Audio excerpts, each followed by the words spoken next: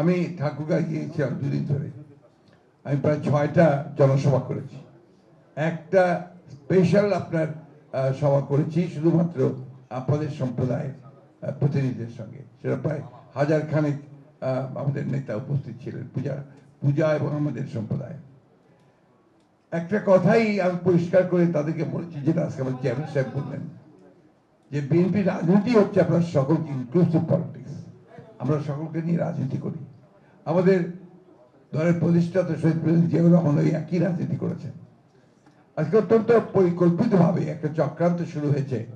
আমাদের এই যে একটা ভয়াবহ দানবকে আমরা যে ছড়ালাম, একটা অবিশ্বাস্য একটা বিপ্লবের মধ্য দিয়ে, ছাত্র জনতার আন্দোলনের মধ্য দিয়ে দীর্ঘ 15 বছর লড়াই করে তারপরে এই বিপ্লবকে ব্যর্থ করার জন্য আমাদের পরিকল্পিতভাবে একটা ষড়যন্ত্র হয়েছে, চক্রান্ত হয়েছে। এটা অস্বীকার করবার কোনো উপায় নেই।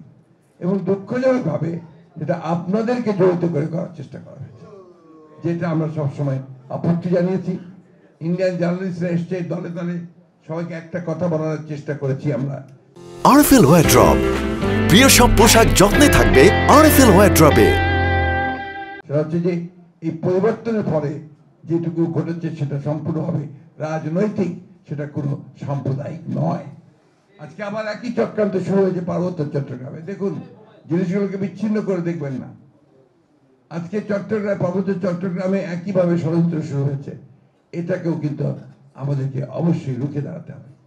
বাংলাদেশের মানুষ, আমরা 71 সালে স্বাধীনতা যুদ্ধ করে স্বাধীন হয়েছি, পাশাপাশি হিন্দু মুসলমান বৌদ্ধ খ্রিস্টান দাঁড়িয়ে। আজকে স্বাধীন হয়েছি, দ্বিতীয়বার বলছি আমরা, আমাদের সেই স্বাধীনতাকে রক্ষা করতে আবারও পাশাপাশি দাঁড়িয়ে আমাদেরকে সেই স্বাধীনতাকে রক্ষা করতে হবে। এখানে যারা চক্রান্ত করছে তাদেরকে আবারও পরাজিত করতে হবে, সকলে ঐক্যবদ্ধভাবে। বন্ধুগণ, এই আহ্বান জানিয়ে আজকে আসুন আমরা ভবিষ্যতে যেন সত্যিকার অর্থেই একটা সেই রেইনবো নেশন বাংলাদেশকে যেন আমরা নির্মাণ করতে পারি। আমাদের দেশনায়ক যেন তারেক রহমানের নেতৃত্বে